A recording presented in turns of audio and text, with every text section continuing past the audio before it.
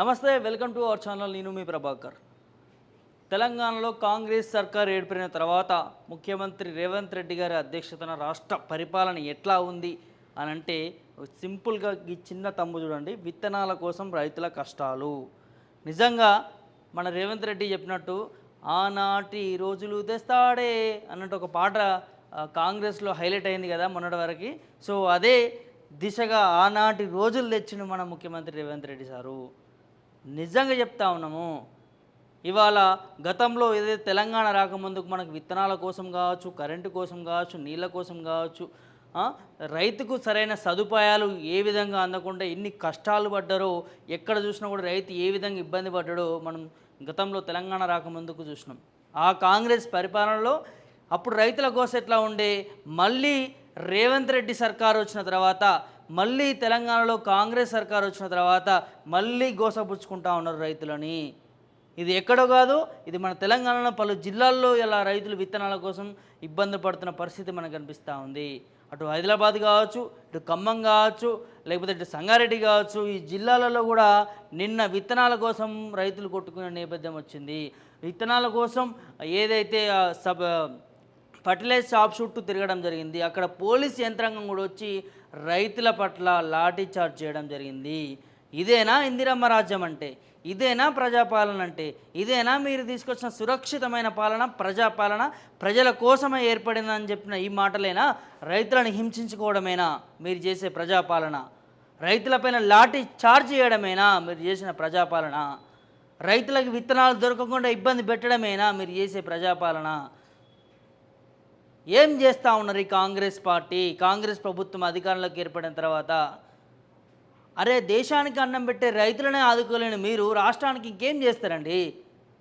ఇవాళ దేశానికి అన్నం పెట్టే రైతులకే మీరు సపోర్ట్ ఇవ్వలేకపోతూ ఉన్నారు, వారికి ఇచ్చే పథకాలు ఇవ్వలేకపోతూ ఉన్నారు, వారికి ఇచ్చే విత్తనాలు ఇవ్వలేకపోతూ ఉన్నారు.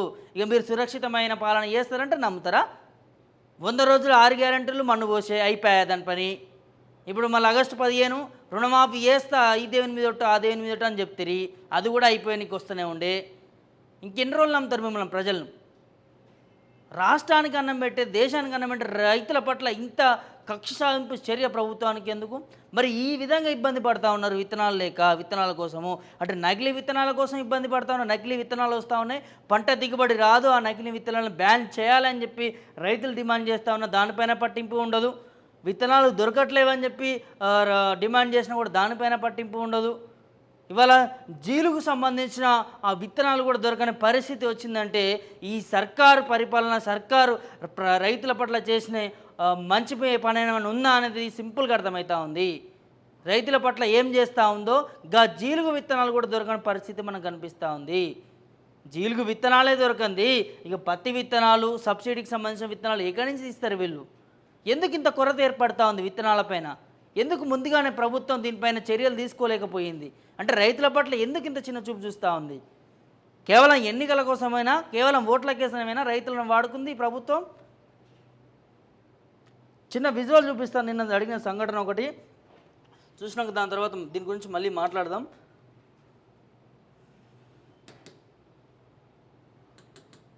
ఇక్కడ చూడొచ్చు, ఒకసారి విజువల్లో చూసుకోండి.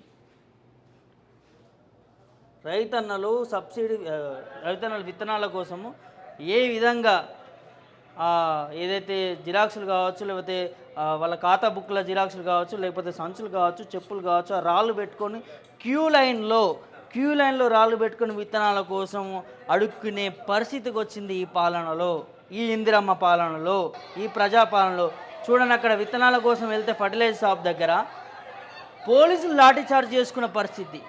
పోలీస్ వ్యవస్థ ఇలా రైతులపైన ఏ విధంగా లాఠీ చార్జ్ చేసుకున్నారో క్లియర్గా కనిపిస్తూ ఉంది. అరే, ఈ విత్తనాల కోసం రైతులు వెళ్తే వాళ్ళు ఏమన్నా రౌడీలా, గుండాలా? రైతుల పట్ల ఎందుకు ఆ విధంగా లాఠీ చార్జ్ చేసుకోవాల్సి వచ్చింది? ఎందుకు విత్తనాల కొరత ప్రభుత్వం హయాంలో ఎందుకు ఇవ్వలేకపోతా ఉంది? అలా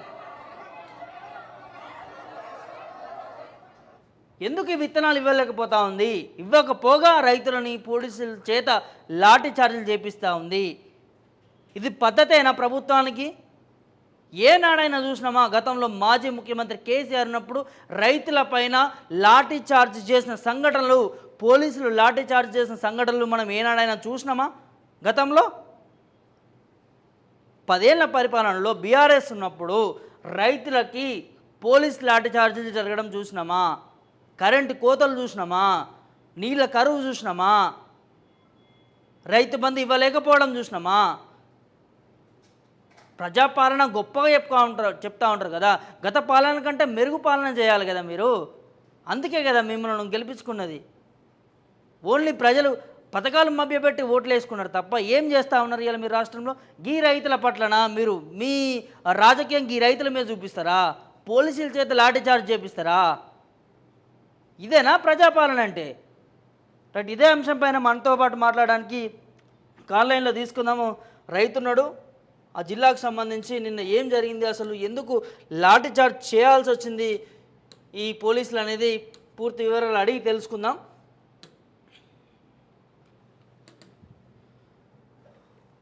ఏమనంటే ప్రజాపాలన అంటారు, మేము చేసిన పాలన ఎక్కడ లేదు, దేశంలో ఎక్కడ లేని విధంగా చేస్తున్నామని చెప్తూ ఉంటారు. ఈ రైతులపైనే ఆదుకునే పరిస్థితి లేదు వీళ్ళకి.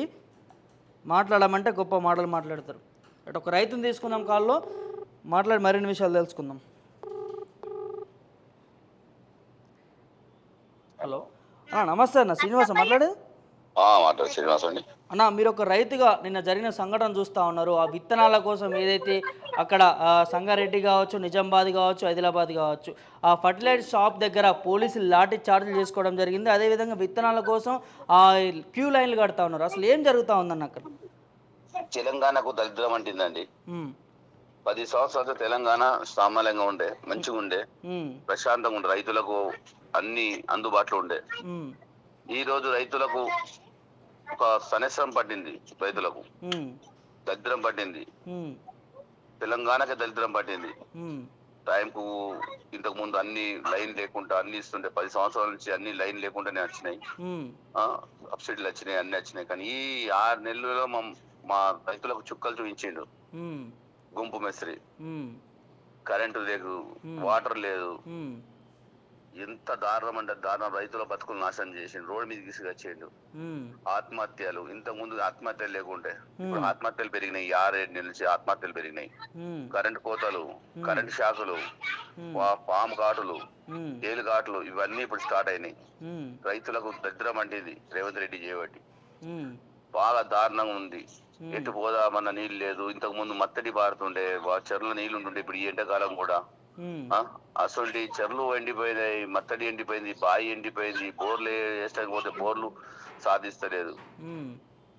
ఈ లైన్లో నిలబెడదామంటే పోలీసు వాళ్ళతో కొట్టిపిస్తుండ్రు రైతులను. ఆ చంద్రబాబు ఆ టైంలో ఎంతమంది రైతులను చంపిండు, రైతులు చంపుతుండ్రు.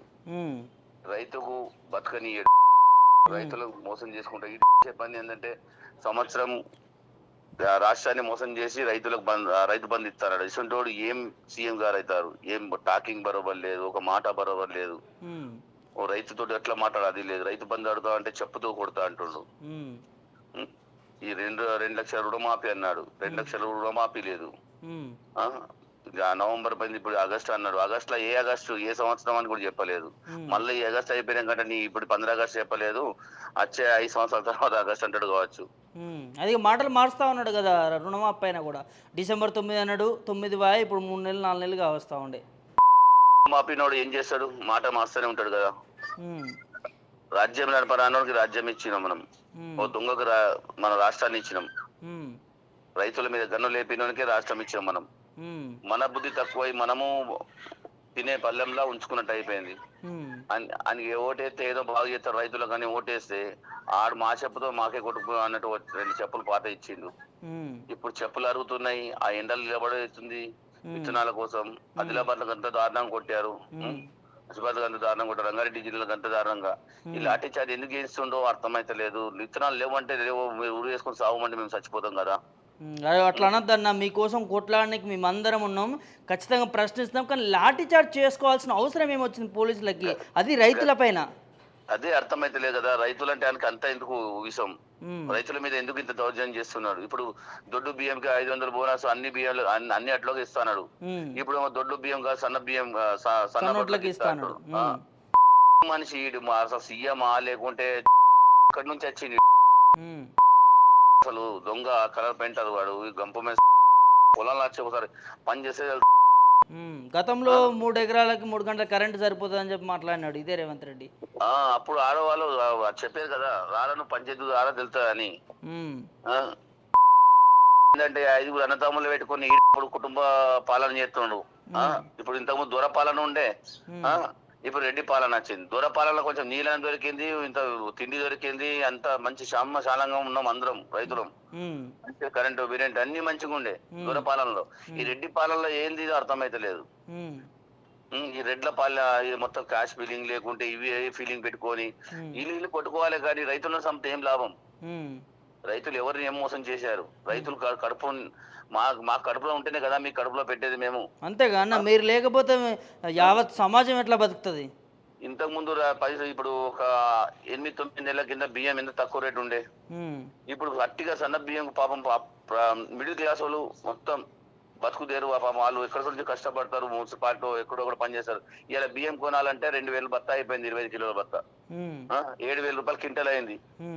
అదే మాకు సన్న ఓట్లకు అన్ని ఓట్లకు వాటర్ మీటర్ ఇస్తే సేమ్ కేసీఆర్ లెక్క ఇప్పుడు మాకు బియ్యం రేటు తక్కువ కాకపోనా? నేను పార్టీకి సంబంధించి మాట్లాడతలేను, రైతుల గురించి సంబంధించి మాట్లాడుతున్నాను.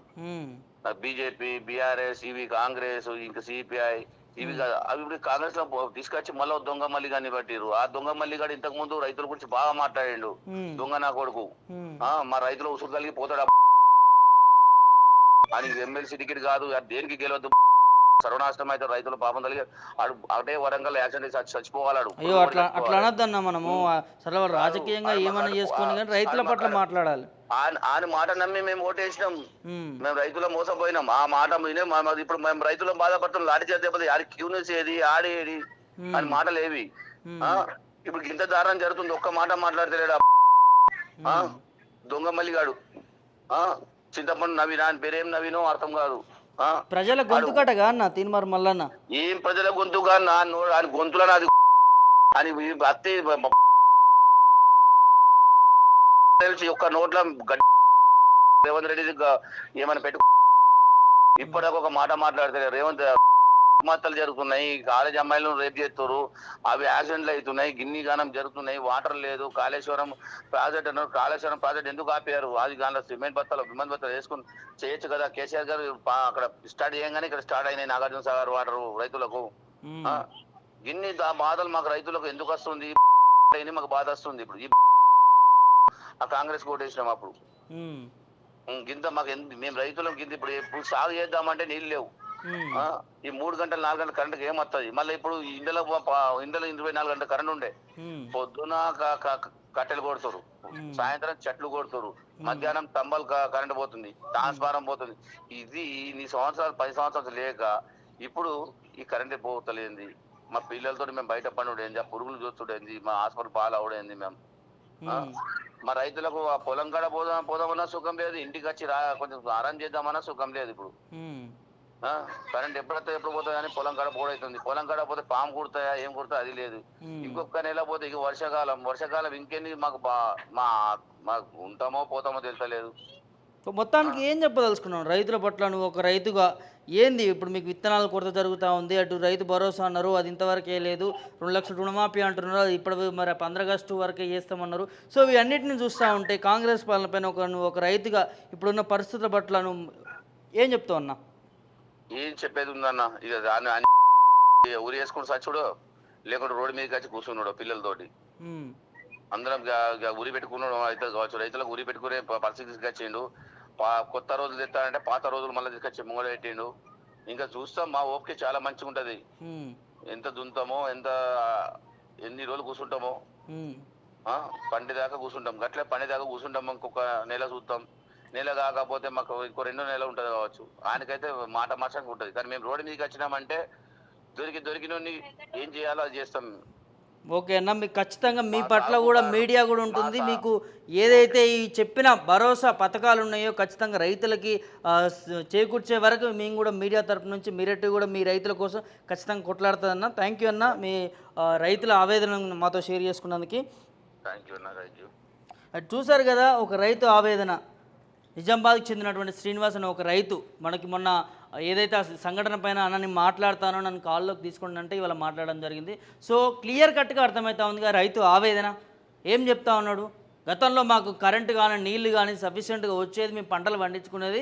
ఇవాళ ఈ పాలన వచ్చింది, మమ్మల్ని ఇబ్బంది పెడుతూ ఉన్నారు, గోస పుట్టుతూ ఉన్నారు. మాకు రైతు భరోసా కావచ్చు, లేకపోతే ఇప్పుడు ఈ విత్తనాల కొరత కావచ్చు, కరెంటు కావచ్చు, నీళ్లు కావచ్చు, ఇవి లేక మేము ఇబ్బందులు పడుతూ ఉన్నాము అని చెప్పి ఆవేదన అనేది వ్యక్తం చేస్తూ ఉన్నాడు. ఇవాళ ఏం జరుగుతూ ఉంది? విత్తనాలు ఖచ్చితంగా రైతులకి ఇప్పించే బాధ్యత ప్రభుత్వానిదే. నకిలీ విత్తనాలను అరికట్టే బాధ్యత ప్రభుత్వానిదే. పేపర్ల మీద మీడియా ముందు చెప్పినట్టు కాదు, ఆన్ గ్రౌండ్ రియాలిటీలో మీరు చేసి తీరాల్సిందే. రైతుకు సురక్షితమైన పాలన అందిస్తున్నారు, అందించాల్సిందే. అందించే వరకు కూడా మేము కొట్లాడుతూనే ఉంటాం రైతుల పట్ల. ఇది విత్తనాల కోసం రైతులు పడే కష్టాలు. ఖచ్చితంగా ప్రభుత్వము రైతులకు విత్తనాలు కల్పించి వారికి అండదండగా ఉండాలని కోరుతా ఉన్నాం.